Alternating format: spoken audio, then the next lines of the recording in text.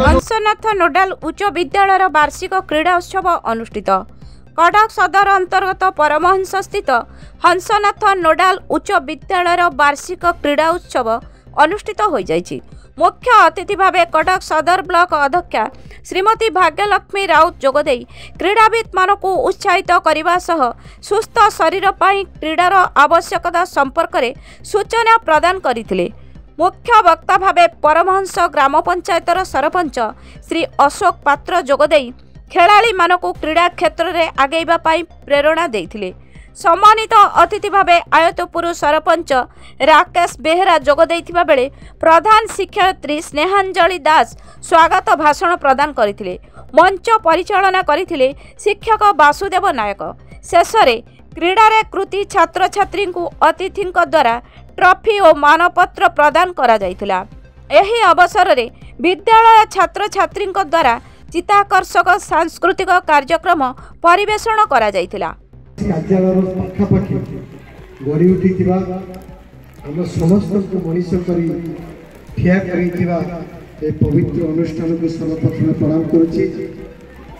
ता सहित प्रणाम करुछि आजिर मुख्य आकर्षण आम समस्त कटक सदर ब्लॉक अध्यक्ष मुरबी आम समस्त प्रेरणा पीठरे प्रभु कृपार गढ़ी उठी सुनामधन्य विद्यालय वार्षिक क्रीड़ा उत्सव मंच उपस्थित समस्त अतिथिवृंद आज उत्सव उपस्थित समस्त शिक्षक शिक्षयित्री अभिभावक और गुरुजन मानक मोर प्रणाम।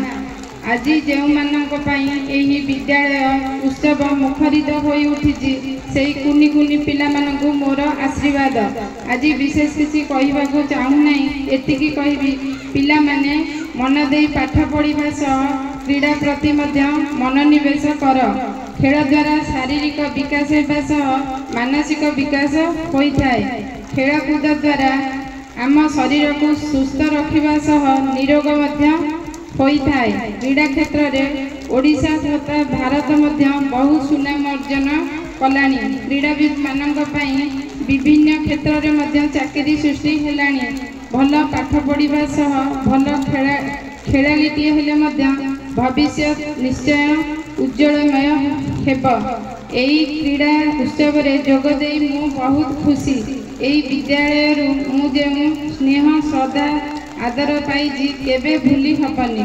यही विद्यालय आम अंचल गोटे सुनामधन्य विद्यालय। यही विद्यालय जहाँ समस्या अच्छी तुरंत समाधान करने को चेष्टा करूँ। शेष में पुणी थे समस्त को अशेष धन्यवाद देवा सह प्रभु परमहंसनाथ निकट में समस्त पंचायतवासी को उज्जवल भविष्य कामना करूँ। जय जगन्नाथ जय भगवान। कटक रजत कुमार महांती रिपोर्ट सत्य समाचार।